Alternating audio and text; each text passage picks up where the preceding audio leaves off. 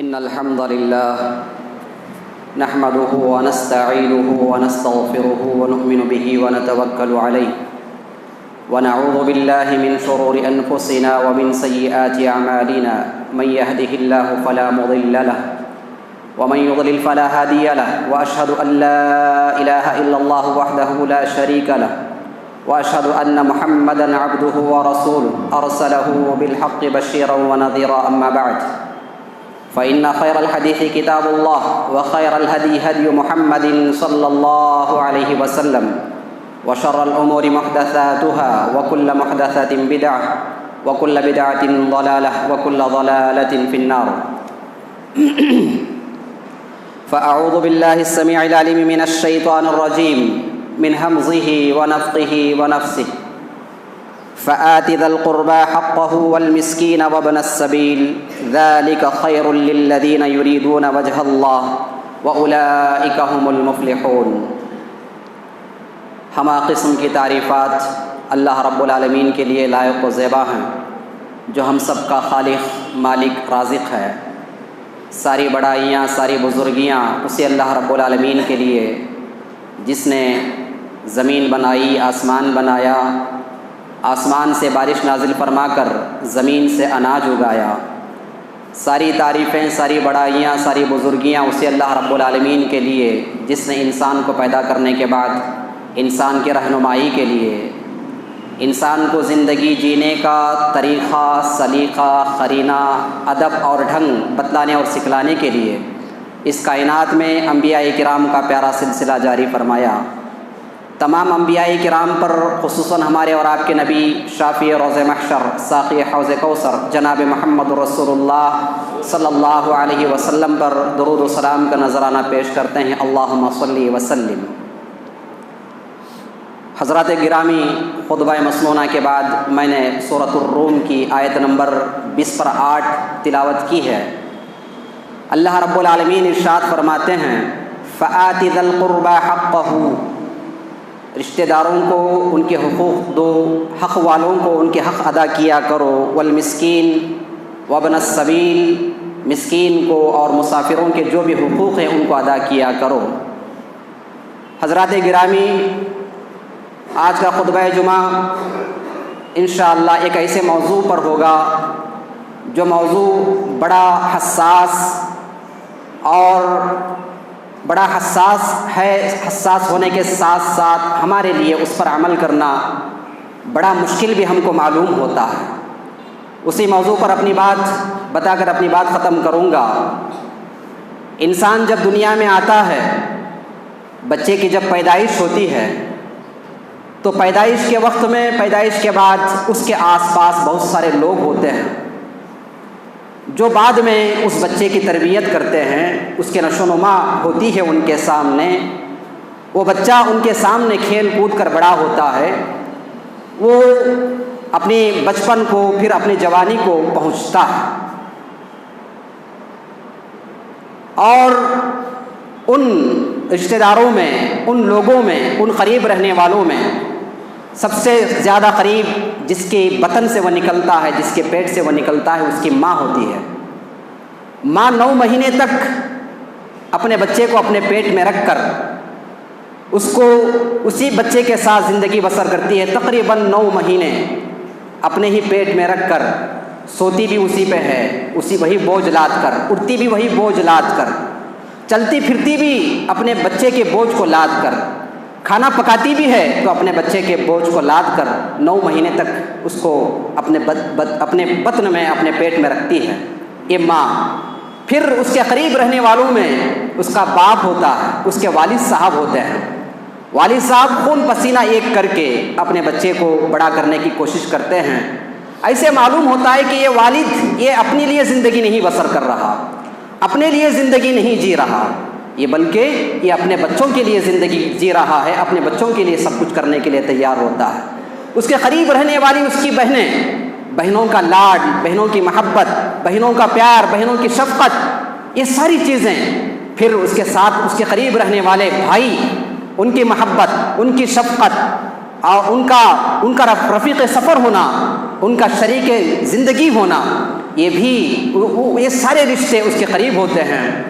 اور بچپن میں انسان یہ سمجھتا ہے، بچے یہ سمجھتے ہیں یہ سارے ایسے رشتے ہیں کہ ان کے بغیر ہماری زندگی ادھوری ہے. بچپن میں ہم سمجھتے ہیں کہ یہ سارے ایسے رشتے ہیں کہ ان کے بغیر ہماری زندگی ادھوری ہے، ان کے بغیر ہماری زندگی خالی خالی ہے. لیکن کیا ہو جاتا ہے کہ جب یہی بچے بڑے ہو جاتے ہیں، اپنی عمر کو پہنچ جاتے ہیں، جب سن بلوغت کو پہنچ جاتے ہیں، جب ان کے اندر اللہ طاقت دے دیتا ہے، یہی بچے کیا کرتے ہیں بڑے ہونے کے بعد؟ یہ سمجھتے ہیں کہ آج کے بعد سے ان لوگوں کے ساتھ جن کے بارے میں انہوں نے بچپن میں سوچا تھا کہ ان کے بغیر ہماری زندگی ادھوری ہے، آج جب ان کو جوانی آ گئی، کیا سمجھتے ہیں کہ آج ان کے ساتھ رہنا ہمارا مشکل ہے، ان کے ساتھ گزر بسر ہمارا مشکل ہے، ماں کے ساتھ گزر بسر ہمارا مشکل ہے، باپ کے ساتھ گزر بسر ہمارا مشکل ہے، بھائیوں کے ساتھ، جن بھائیوں کے ساتھ وہ کھیل کود کر ایک ہی میدان میں کھیل کود کر بڑے ہوئے، جن بہنوں کی لوریاں سن کر وہ بڑے ہوئے، جن بہنوں کے ہاتھوں سے نوالے کھا کر وہ بڑے ہوئے، آج وہی بہنیں ان کو زہر لگتی ہیں، آج وہی بھائی ان کو زہر لگتے ہیں. آج جن ماں باپ نے ان کو بچپنے کے اندر سب کچھ اپنا نچھاور کر دیا تھا، وہی ماں باپ ان کو زہر لگنے لگتے ہیں. ایسا کیوں ہے؟ یہ رشتہ داریاں کیوں ٹوٹ رہی ہیں؟ بچپن میں تو ہم نے سب کچھ ان کو سمجھ لیا، لیکن جیسے ہی تھوڑی بہت طاقت ہمارے جسموں کے اندر آ گئی، پھر یہ رشتے کیوں ٹوٹتے ہیں میرے بھائیوں؟ رشتے کیوں ٹوٹتے ہیں؟ اس پر ہمیں غور کرنا ہے. آج یہ بڑا حساس ترین موضوع سمجھ لیجئے. آج معاشرے کے اندر کتنی ساری پریشانیاں ہمارے خاندانوں میں، ہماری سوسائٹیوں کے اندر. آج ہم رونا روتے ہیں، ہماری کمائیاں تو گھر کے سارے افراد مل کر کما رہے ہیں، لیکن کمائی میں خیر و برکت نہیں. آج ہم رونا روتے ہیں کہ ہمارے گھروں کے اندر بیماریوں نے ڈیرے ڈال لیے ہیں، یہ بیماریاں ختم ہونے کا نام نہیں لے رہی. آج ہم شکایات کرتے ہیں، آج ہم کہتے ہیں کہ بڑے ٹینشن ڈپریشن کے اندر بہت سارے لوگ موجود ہیں، لیکن ہم اس کے پیچھے جو اصل چیز ہے، جو اس کے وجوہات ہیں، اس کو تلاش کرنے کی ہم نے کوشش نہیں کی. سب سے بڑی وجہ سمجھ لیجئے اس کا رشتوں کو توڑنا ہے. رشتوں سے قطع تعلق، رشتوں سے اپنا رشتہ توڑ لینا، رشتوں کو توڑ لینا سب سے بڑی وجہ ہے اس کی. آج ڈپریشن جو ہے، آج ہماری کمائیوں کے اندر جو برکتیں نہیں ہیں، اس کی سب سے بڑی وجہ رشتوں کا توڑنا، رشتوں کا ٹوٹنا، رشتوں سے دوری، یہ سب سے بڑی وجہ ہے. جناب محمد رسول اللہ صلی اللہ علیہ وسلم نے کیا کہا تھا؟ من احب ان یبسط له فی رزقه وان ينسى له فی اثره فلیصل رحمہ. جو آدمی یہ چاہتا ہے کہ اس کے رزق کے اندر برکت دی جائے، اس کے عمر میں کشادگی کی جائے، اس کے عمر میں برکت ہو، اس کے رزق میں برکت ہو، اللہ کے نبی جناب محمد رسول اللہ صلی اللہ علیہ وسلم نے فرمایا فلیصل رحمہ. اس کو دعا نہیں سکھائی، اس کو کلمہ نہیں سکھایا، اس کو اذکار نہیں سکھائے، اس کی اہمیت اپنی جگہ، لیکن اللہ کے نبی علیہ السلام نے یہاں پہ ایک کام کرنے کو بتایا. کیا کہا؟ فلیصل رحمہ. اپنے رشتوں کو جوڑے، رشتوں سے جڑے رہے، رشتہ داروں سے جڑے رہے، رشتوں کو کاٹے نہ. اللہ کے نبی علیہ السلام نے کیا بہترین علاج بتایا. آج ہم سوچیں، کیا آج ہم اپنے رشتوں سے جڑے ہوئے ہیں؟ کیا آج ہمارے رشتوں کے اندر دراڑیں نہیں؟ کیا آج ہمارے خاندان ٹوٹ پھوٹ کا شکار نہیں؟ کیا آج ہمارا معاشرہ، مسلم معاشرے کے اندر فسادات نہیں؟ کیا بھائی بھائی کا دشمن نہیں؟ کیا بیٹا باپ کا دشمن نہیں؟ کیا باپ بیٹے کا دشمن نہیں؟ کیا نند بھاوج کی دشمن نہیں؟ کیا بھاوج نند کی دشمن نہیں؟ آج عدالتوں کے فیض، آج عدالتوں کی طرف ذرا رخ کر کے دیکھیے کہ عدالتوں میں آج زیادہ جھگڑے ہندو مسلم فسادات کے نہیں، بلکہ باپ بیٹے کی لڑائی کے جھگڑے، بہن بھائی بھائی کی لڑائی کے جھگڑے، مقدمے. آج عدالتوں کے اندر ساس بہو کے مقدمے، آج عدالتوں کے اندر داماد اور سسر کے مقدمے. وجوہات کیا میرے بھائیوں؟ ہم نے رشتوں کو نہیں سمجھا، ہم نے رشتہ داری کو نہیں سمجھا. رشتوں کو سمجھنا چاہیے، رشتوں کو سیکھنا چاہیے، ان کے بارے میں جانکاری حاصل کرنا چاہیے. جناب محمد رسول اللہ صلی اللہ علیہ وسلم نے کیا پیاری بات ارشاد فرمائی تھی رشتہ داری کی ان اہمیت کو بتانے کے لیے، اس کی اہمیت کو اجاگر کرنے کے لیے. جامع ترمذی کی روایت، تعلموا الانساب، اے لوگوں، اے مسلمانوں، تم اپنے خاندان والوں کے بارے میں معلوم کیا کرو، اپنے نسب نامہ معلوم رکھا کرو. تمہارے ابا کون ہیں، تمہارے دادا کون ہیں، دادا کے ابا، پھر ان کے رشتہ دار کون ہیں، ابا کے رشتہ دار کون ہیں، ان کو تم جان لیا کرو. کیوں؟ اس وجہ سے جب تم ان کو جان جاؤ گے، جب تم ان کو پہچان جاؤ گے، تم ان کی قدر کر سکو گے، ان کے ساتھ صلہ رحمی کر سکو گے، ان کے ساتھ اچھے معاملات کر سکو گے، ان کے ساتھ حسن سلوک کر سکو گے۔ جب رشتہ ہی معلوم نہ ہو، جب رشتہ ہی معلوم نہ ہو تو پھر کیسے حسن سلوک ہوگا، کیسے صلہ رحمی ہوگی؟ محترم میرے مسلمان بھائیوں، آج ضرورت اس بات کی ہے کہ آج ہم ان بیماریوں کے اندر جو ملوث ہیں، آج ہمارے خاندان، آج ہمارے معاشرے کے اندر جو یہ پریشانیاں آ رہی ہیں ایک کے بعد دیگرے، آج ہم ڈپریشن کا شکار ہیں، ہم مریض ہو چکے ہیں، پریشانیوں میں مبتلا ہیں، اس پر ہمیں کرنا کیا ہے؟ ہمیں یہ سوچنا ہے کہ اس کی وجوہات کیا ہیں۔ ان وجوہات میں سے ایک بڑی وجہ یہ بھی ہے کہ ہم نے رشتوں کو توڑ لیا ہے، ایک دوسرے سے ہمارے تعلقات نہیں ہیں، ایک دوسرے سے ہمارے تعلقات۔ یہ کیوں ہوتا ہے؟ اس میں ایک بڑی وجہ اس کی یہ بھی ہوتی ہے کہ انسان کے اندر جب انا آ جاتی ہے، جب جس کو ہم اپنی زبان میں میں پنا کہتے ہیں، ہم اپنی زبان میں کہتے ہیں میں پنا آ گیا اس کے اندر، یا ایسے بھی ہوتا ہے کہ جب انا انسان کے اندر آ جاتی ہے تو پھر وہ کسی رشتے کا خیال نہیں کرتا، کسی رشتے کا خیال نہیں کرتا، نہ باپ کا خیال کرتا ہے، نہ ماں کا خیال کرتا ہے، نہ بہنوں کا خیال کرتا ہے۔ آپ کو بتاؤں کہ ہم کتنا دور ہو چکے ہیں اپنے رشتوں سے۔ ایک عربی مقرر بیان کر رہے تھے، انہوں نے اپنے تقریر میں ایک واقعے کا ذکر کیا کہ ہم کتنا دور ہو چکے ہیں اپنے رشتوں سے۔ کہتے ہیں کہ ایک شاپنگ مال کے اندر ایک بچہ، چھوٹا سا بچہ رو رہا تھا۔ ایک نوجوان، ایک آدمی نے اس کو دیکھا روتے ہوئے، پوچھا ماں باپ کہاں ہیں تیرے، کس کا بچہ ہے؟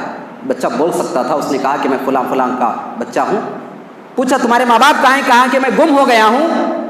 پھر اس بچے سے ایڈریس معلوم کرنے کے بعد وہ آدمی اس بچے کو اپنے ساتھ لیا، اس کے گھر پہنچا، بچہ نے صحیح ایڈریس بتایا، گھر پہنچا، اس پتے پہ پہنچنے کے بعد دروازہ کھٹکھٹایا، دروازہ کھٹکھٹانے کے بعد اندر سے جو نکلی بچے کی ماں، اللہ اکبر، آپ کو کیا بتاؤں، وہ بچے کی ماں اس کی بہن ہے، اس آدمی کی بہن ہے، اور یہ بچہ کون ہے؟ اس کا بھانجا ہے۔ دیکھیے 8 سال 10 سال گزر گئے، اس کو پتہ نہیں کہ اس کا اپنا بھانجا، یہ اس کی اپنی بہن کا گھر ہے۔ آج ہم اتنے دور ہو چکے ہیں اپنے رشتوں سے۔ میرے بھائیوں، ایسا ہرگز نہیں ہونا چاہیے، رشتوں کا خیال کرنا چاہیے، اور رشتوں کے خیال کرنے میں سب سے بڑی جو چیز میں نے بتائی آتی ہے، رشتوں کو توڑ لینے میں اپنی انا آتی ہے۔ انا کو ہم نکال پھینک کے اگر ہم یہ چاہتے ہیں، دیکھیے آج ہم جمعہ کے خطبے میں کیوں آئے ہیں؟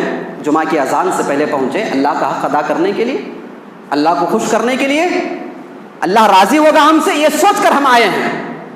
لیکن یاد رکھیے، اگر ہم میں سے کوئی ایسا ہے جس نے اپنی ماں کو ناراض کر کے جمعہ کے خطبے کے لیے پہنچا، اپنے باپ کو ناراض کر کے جمعہ کے خطبے کے لیے اذان سے پہلے پہنچ گیا، اپنی بہن کو ناراض کر کے، اپنے بھائیوں کو ناراض کر کے وہ یہ سوچ کر جائے کہ اس کا یہاں پہ جمعہ میں آنا اس کو کچھ فائدہ پہنچانے والا نہیں ہے، یہ میں اپنی جانب سے بات نہیں کر رہا۔ جناب محمد رسول اللہ صلی اللہ علیہ وسلم نے کیا پیاری بات ارشاد فرمائی تھی، کتنی بڑی وعید ہے اس کے اندر۔ اللہ کے نبی علیہ السلام نے فرمایا تعرض اعمال الناس فی کل جمعۃ مرتين یوم الاثنین و یوم الخمیس الا عبدا بینہ وبین اخیہ شحنا، کہ ہر بندے کے اعمال، نامہ اعمال، نیکیاں اللہ کے دربار میں پہنچائی جاتی ہیں، جمعرات کو اور پیر کے دن، پیر اور جمعرات کو پہنچائی جاتی ہیں نیکیاں، اعمال پہنچائے جاتے ہیں۔ اللہ فرماتے ہیں کہ میں ساروں کے اعمال قبول کروں گا سوائے ان کے جنہوں نے رشتوں کو توڑا، جن دو بھائیوں کے درمیان آپس میں نفرت، دشمنی، کینہ، کپٹ، لڑائی جھگڑا ہے، جب تک وہ اپنا لڑائی جھگڑا ختم نہیں کر لیتے، جب تک وہ اپنے آپ میں صلح صفائی نہیں کر لیتے، میں ان کے کسی عمل کو قبول نہیں کروں گا۔ ذرا اندازہ لگائیں، کہاں گئی ہماری نمازیں، کہاں جاتے ہیں ہمارے روزے، کہاں جاتے ہیں ہماری حجیں، ہمارے عمرے کہاں جائیں گے جب ہم اپنے بھائی سے ناراض ہوں گے، جب ہم اپنی ماں سے ناراض ہوں گے، جب ہم اپنے باپ کو ناراض کریں گے، جب یہ سارے کام کر کے، یہ سارے کرتوت کر کے اگر ہم یہ سمجھتے ہیں کہ ہم صف اول کے نمازی ہیں، اول صف کے ہم نمازی ہیں، تہجد گزار ہیں، ہم حاجی ہیں، ہم عمرہ کرنے والے ہیں، ہم صدقہ و خیرات کرنے والے ہیں، یہ ساری نیکیاں کان کے اوپر تک بھی نہیں جائیں گی، کان سے اوپر تک نہیں گزریں گی۔ تو بتانے کا مقصد کیا ہے؟ بتانے کا مقصد یہ ہے میرے بھائیوں، آج ہم نے جو رشتے توڑ لیے ہیں، ایک دوسرے سے ان کو ہم جوڑیں، رشتوں کو توڑنے والے نہ بنیں، رشتوں کو جوڑنے والے بنیں۔ بڑے فائدے ہیں اس کے، رشتوں کو جوڑنے کے بڑے فائدے جناب محمد رسول اللہ صلی اللہ علیہ وسلم نے بیان کیے ہیں۔ سکون ملتا ہے اس میں، راحت ملتی ہے اس میں، چین ملتا ہے اس میں، گھروں کے اندر برکتیں اس میں نازل ہوتی ہیں، کمائیوں کے اندر برکتیں اس کے اندر نازل ہوتی ہیں، عمر کے اندر سادگی اللہ رب العالمین عطا فرماتے ہیں رشتوں کو جوڑنے کی وجہ سے۔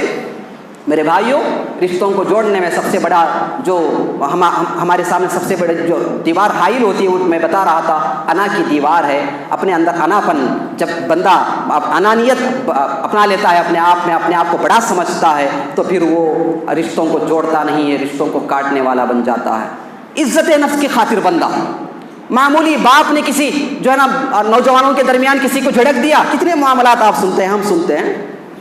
اولاد اپنے باپ کو گالی دیتی ہے، اولاد اپنے ماں باپ کو گالیاں دیتے ہیں، وجہ جب پوچھتے ہیں تو کیا کہتے ہیں؟ دوستوں کے سامنے میری بے عزتی کر دی، اتنے ساری بڑی محفل کے اندر میرے والد صاحب نے مجھے ایسے کہہ دیا، اب میں چپ رہوں گا؟ میری بھی کوئی اپنی عزت ہے؟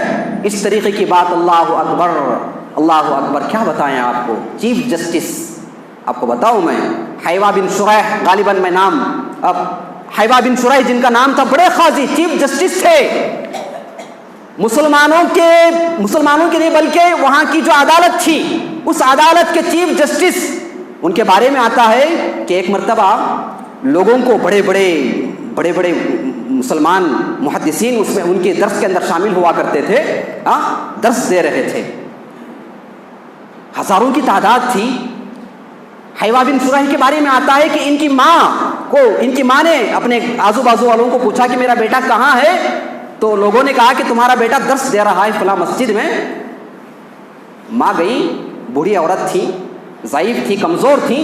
ماں جانے کے بعد اپنے بچے کو پکارتی ہیں، کیا کہتی ہیں؟ او لڑکے، کیا کہتی ہیں؟ کس کو پکار رہی ہیں؟ بیٹا تو ہے لیکن ہے کون؟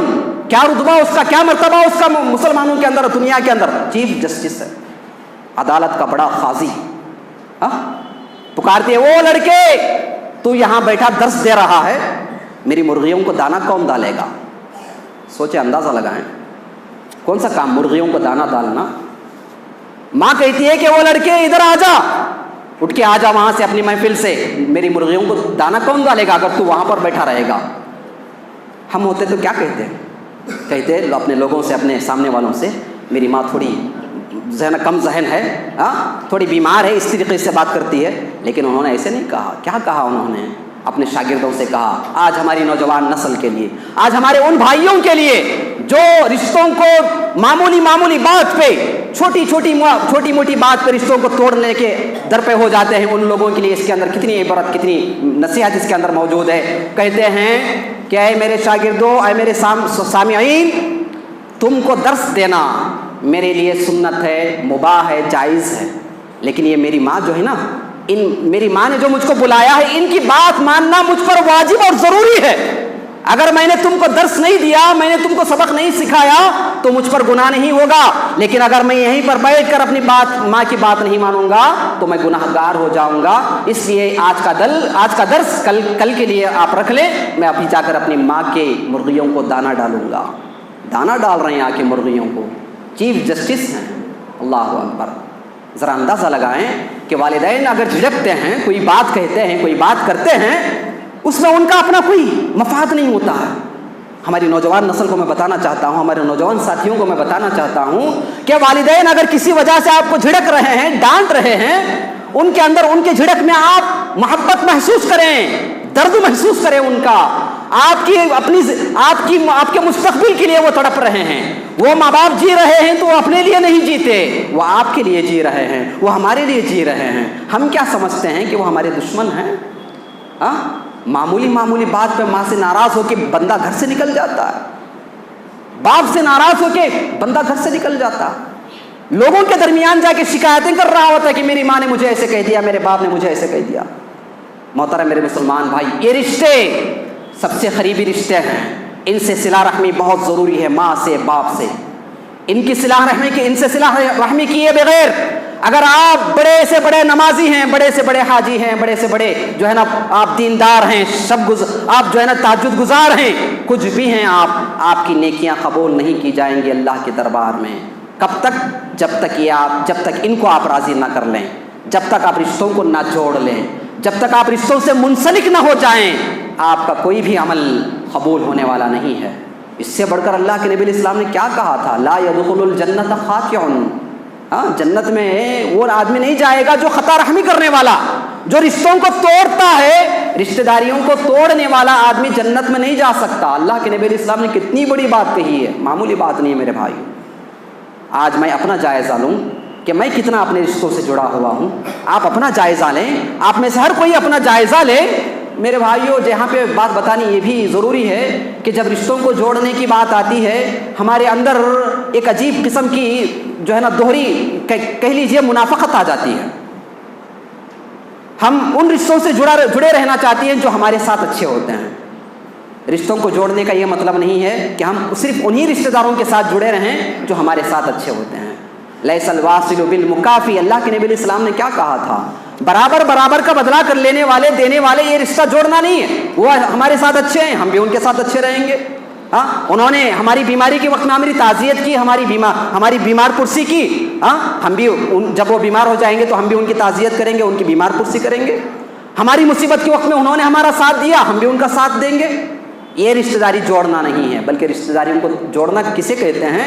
ایسا آدمی، یہ بھی رشتہ داری کو جوڑنا ہے۔ ساتھ ہی ساتھ ایسے لوگ جو ہم سے کٹے ہوئے ہیں، جو ہم سے ٹوٹے ہوئے ہیں، جن کا ہم سے کوئی تعلق ہی نہیں ہے، جن سے ہم کو کوئی فائدہ پہنچنے والا بھی نہیں ہے، ان سے بھی ہم منسلک رہیں، ان سے بھی جڑے رہیں۔ یہ رشتہ داری کو جوڑنا ہے، اسے کہتے ہیں صلہ رحمی۔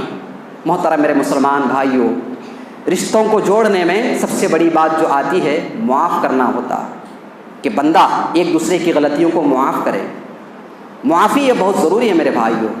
الا تحبون، آپ کو بتاؤں کہ جیسا میں کہہ رہا تھا، انانیت کی وجہ سے بندہ کیا کرتا ہے، اپنی عزت نفس جب مجروح ہو جاتی ہے، بندہ رشتوں کو توڑنے پہ رشتوں کو توڑنے کے در پہ ہو جاتا ہے۔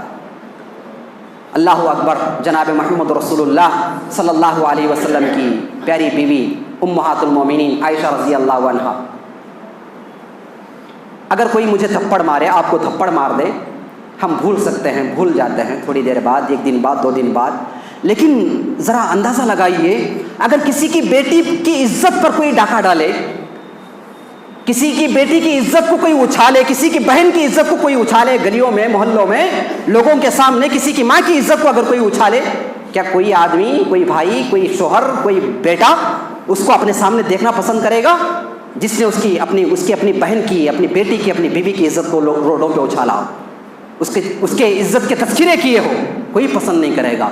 سامنے دیکھنا تو کیا، اس کو زمین پر بھی دیکھنا پسند نہیں کرے گا، ہماری جو نا خون کھولے گا، اس کو مرنے پر ہم تل جائیں گے کہ اس نے ہماری ماں بہن کی عزت پر ایسے حملے کیے ہیں۔ اللہ اکبر، کس کی عزت پہ حملہ کیا گیا؟ عائشہ رضی اللہ عنہا کی عزت پہ۔ کون عائشہ؟ جن کو اللہ نے سلام بھیجا آسمان سے جبریل کے ذریعے۔ کون عائشہ؟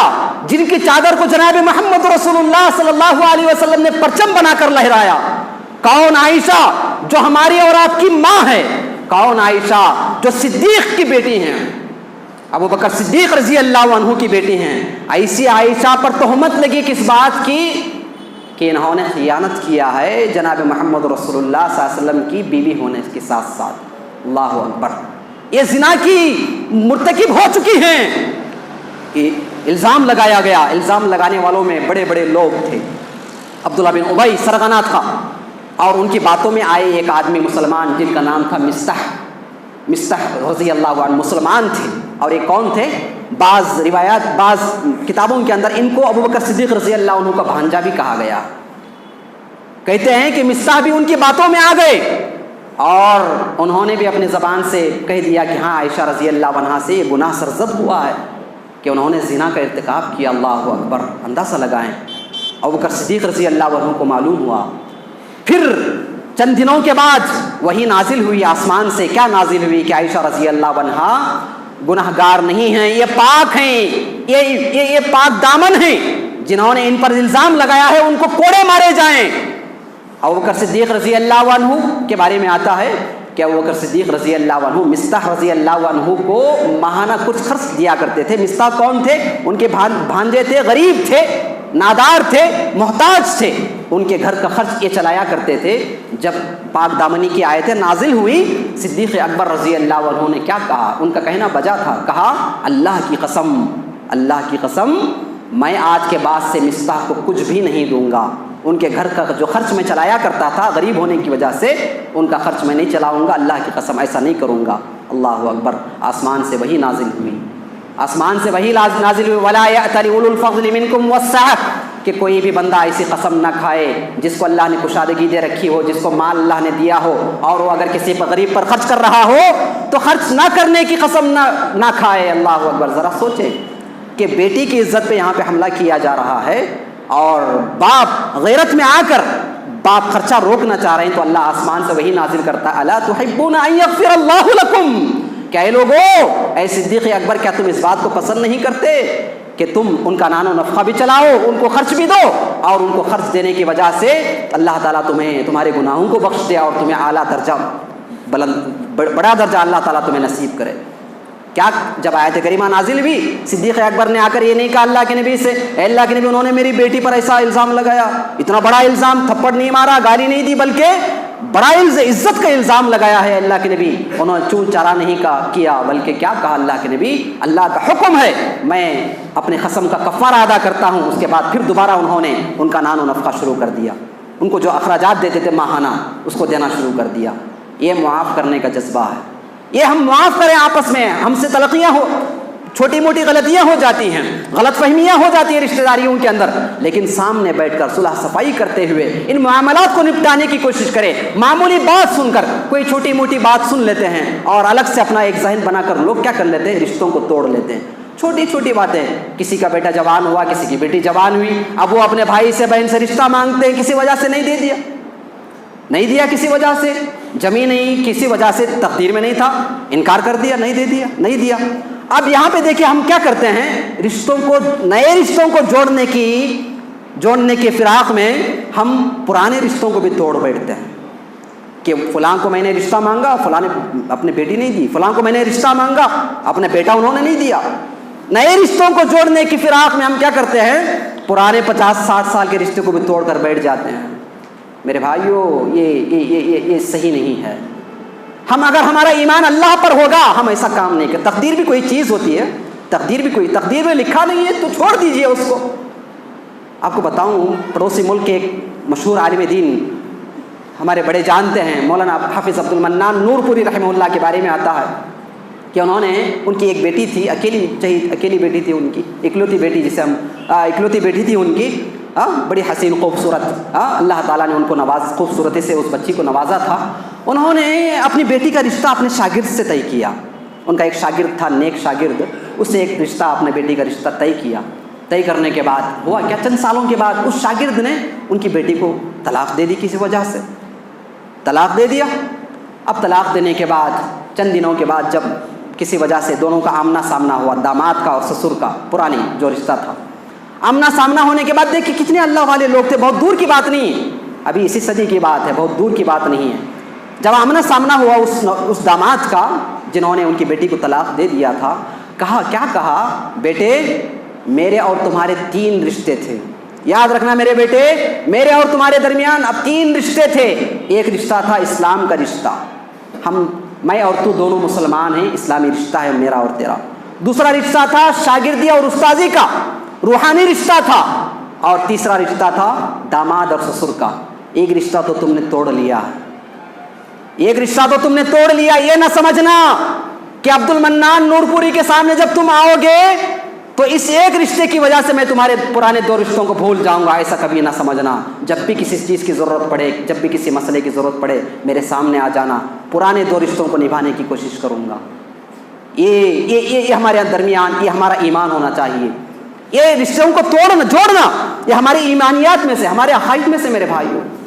یہ دین دنیا داری نہیں ہے، اس کو ہم دنیا داری سمجھتے ہیں۔ کوئی کسی رشتہ دار کے ساتھ اچھا برتاؤ کر رہا ہے تو ہم کیا کہتے ہیں، دیکھو کتنا بڑا عجیب انسان ہے کہ اتنا اس کے ساتھ اتنا گھلا ملا، ایسا نہیں۔ یہ ہمارے ایمانیات کا حصہ ہے، ہمارے عقائد کا حصہ ہے۔ اللہ کے نبی جناب محمد رسول اللہ صلی اللہ علیہ وسلم نے فرمایا، من کان یؤمن باللہ والیوم الآخر فلیصل رحمہ، جس کا ایمان اللہ پر ہوگا، آخرت کے دن پر ہوگا، اس کو چاہیے کہ وہ کیا کرے، رشتوں کو جوڑ کر رکھے, توڑے نہیں. دیکھیے جو آدمی رشتوں کو جوڑتا نہیں ہے, رشتوں سے قطع تعلق کر لیتا ہے, ان سے اپنا رشتہ کاٹ لیتا ہے, ایسے آدمی کا ایمان مکمل نہیں ہے اللہ پر اور نہ آخرت کے دن پر. جس کا ایمان نہیں اس کو جنت نہیں ملے گی, یاد رکھیے.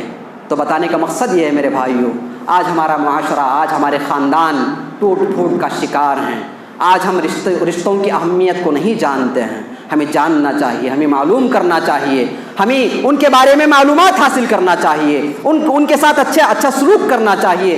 جب ہم ان معاملات پر عمل کریں گے, رشتوں کے ساتھ جب ہم جڑے رہیں گے, یاد رکھیے ہماری نمازیں ہمیں فائدہ دیں گی, ہمارے روزے ہمیں فائدہ دیں گے, ہماری ساری عبادات ہمیں اسی وقت فائدہ دیں گی جب ہم ان رشتوں سے جڑے رہیں گے. اللہ کے نبی جناب محمد رسول اللہ صلی اللہ علیہ وسلم نے فرمایا, عائشہ رضی اللہ عنہا راویہ ہیں, فرماتی ہیں, الرحم معلقۃ بالعرش تقول من وصلنی وصلہ اللہ ومن قطعنی قطعہ اللہ, کہ اللہ کے نبی علیہ السلام نے فرمایا کہ رحم, یہ رشتہ داری اللہ کے عرش کو پکڑی ہوئی ہے, اللہ کے عرش کو پکڑی ہوئی ہے. کیا کہتی ہے رشتہ داری؟ اے اللہ, جو مجھے جوڑے گا میں اس سے جڑا رہا, اور جو اسے کاٹے گا, رشتہ داری کو کاٹے گا, جو رشتہ ناتوں کو توڑے گا تو اس سے کٹ جا. مطلب کیا ہے اس کا؟ آج بے سکونی جو آج ہمارے گھروں کے اندر ہے, آج ہم رات کو کروٹ لیتے ہیں, نیند نہیں آتی, بے چینی, بے سکونی, بڑے عجیب و غریب مسائل آج ہمارے گھروں کے اندر. لیکن کبھی ہم نے یہ نہیں سوچا کہ ہم نے یہ ہماری بے سکونی کی وجہ, یہ ہماری بے چینی کی وجہ شاید ہماری کسی رشتہ دار سے ہماری لا تعلقی ہے. اس کی وجہ ہم نے شاید اپنی ماں کا دل دکھایا ہو, اپنے باپ کا دل دکھایا ہو, اپنے بھائیوں کا, اپنے بہنوں کا دل دکھایا ہو. میرے بھائیوں, ان رشتوں کا خیال کیجئے, یہ بڑے فائدہ مند رشتے ہیں. یہ دنیاوی اعتبار سے بھی اور اخروی اعتبار سے بھی فائدہ مند رشتے ہیں. ان کا ہمیں خیال رکھنا ضروری ہے, ان سے جڑے رہنا ہمارے لیے ضروری ہے. اگر ہم ان سے کٹے رہیں گے تو یاد رکھیے, یہ رحم جو لفظ نکلا ہے, یہ رشتہ داری کا جو نام ہے, اللہ کی صفت رحمان سے نکلا ہے, اللہ کی صفت رحمان سے نکلا ہے. اگر ہم اس سے دور ہو جائیں گے تو پھر یاد رکھیے, ہم کتنا کچھ بھی کر لیں, کتنے بھی اذکار پڑھ لیں, جب رحم ہی نہ ہوگا تو پھر ہمارے دلوں کو وہ چین و سکون حاصل نہیں ہو سکتا. چاہے ہم نمازیں بھی پڑھ لیں, روزے بھی رکھ لیں, سب کچھ ہم عبادات کر لیں. تو میرے بھائیوں, جمعہ کا دن ہے, نیت کر کے اٹھیں, ارادہ کر کے اٹھیں, عزم کر کے اٹھیں. جو رشتے ہم سے ناراض ہیں, چاہے وہ ہمارے قریبی رشتے کیوں نہ ہوں, ان قریبی رشتوں میں ہماری ماں ہو سکتی ہیں, ہمارے والد صاحب ہو سکتے ہیں, ہمارے بھائی ہو سکتے ہیں, ہماری بہنیں ہو سکتی ہیں, ہماری خالائیں, ہماری پھوپھی, فلاں, یہ سارے رشتے ہیں. ان سے ہم عزم کر کے اٹھیں کہ آج ہم ان رشتوں سے اپنی جو ہے نا کمزوریوں کی معافی تلافی کر لیں گے. اپنے جو بھی ان سے پرانے ناچاقیاں ہیں ان کو ہم دور کر لیں گے, اور دور کر کے اپنی نمازوں کو ہم اللہ کے دربار میں قبول کروائیں گے, اپنے روزوں کو اللہ کے دربار میں قبول کروائیں گے, اپنے صدقہ و خیرات کو ان سے معافی مانگ کر اللہ کے دربار میں قبول کروائیں گے. وگرنہ جب تک آپ ان سے کٹے رہیں گے, ہماری عبادتیں, ہمارے روزے, ہمارے فرائض پورے کے پورے آسمان میں ہوا میں لٹکے ہوئے ہوں گے. میرے بھائیوں, جب تک ہم ان سے معافی نہیں مانگ لیتے, ان سے جب تک رشتہ نہیں جوڑ لیتے, تب تک کوئی ہمارا عمل قبول ہونے والا نہیں ہے. جمعہ کا دن ہے, بہترین دن ہے, مبارک دن ہے. نیت کر کے اٹھیں, ارادہ کر کے اٹھیں, عزم کر کے اٹھیں. آج ہم اپنی روٹھی ہوئی ماں کو بھی منا لیں گے, روٹھے ہوئے باپ کو بھی منا لیں گے, روٹھی ہوئی بہنوں کو بھی منا لیں گے, روٹھے ہوئے بھائیوں کو بھی منا لیں گے, روٹھی ہوئی اپنی خالاؤں کو, پھوپھیوں کو, فلاں کو, اپنے سارے روٹھے ہوئوں کو ہم منا لیں گے. منا کر اپنے اعمال کو اللہ کے دربار میں ہم قبولیت کے طور پر پیش کریں گے. اللہ تعالیٰ سے دعا ہے کہ اللہ رب العالمین جو کچھ کہا سنا گیا ہے, مجھے سب سے پہلے ہم سب کو, حاضرین کو, حاضرات کو, سب کو اس پہ عمل کی توفیق عطا فرمائے. اللہ رب العالمین جہاں کہیں تیرا مسلمان بندہ مقروض قرض میں ڈوبا ہوا ہے, الہی اس کے قرض کو ادا کرنے کی کوئی نہ کوئی صورت نکال دے. اللہ رب العالمین جہاں کہیں مسلمان بندہ پریشان حال ہے, الہی اس کی پریشانی کو دور فرما. اللہ رب العالمین جہاں کہیں مسلمان بندہ کسی مصیبت میں گرفتار ہے, اللہ تعالیٰ اس کی مصیبت کو دور فرما. اللہ رب العالمین ہم مسلمانوں کو اپنے رشتہ داروں کے سارے حقوق ادا کرنے کی توفیق عطا فرما. اللہ رب العالمین ہمیں صلہ رحمی کی توفیق عطا فرما. اللہ رب العالمین ہمیں قطع رحمی جیسے بڑی مصیبت اور بڑی بلا سے اللہ رب العالمین ہمیں محفوظ فرما. اللہ رب العالمین ہم نے جن کو بھی تکلیف پہنچائی ہے۔ اللہ رب العالمین ہم دعا کرتے ہیں، اے اللہ رب العالمین ہمارے وہ رشتہ دار ہماری غلطیوں کو معاف کریں اور پھر ہمارے اعمال تیرے دربار میں قبول ہو جائیں۔ اللہ رب العالمین ان کو اتنی توفیق دے دینا۔ آمین وآخر دعوانا ان الحمد للہ رب العالمین۔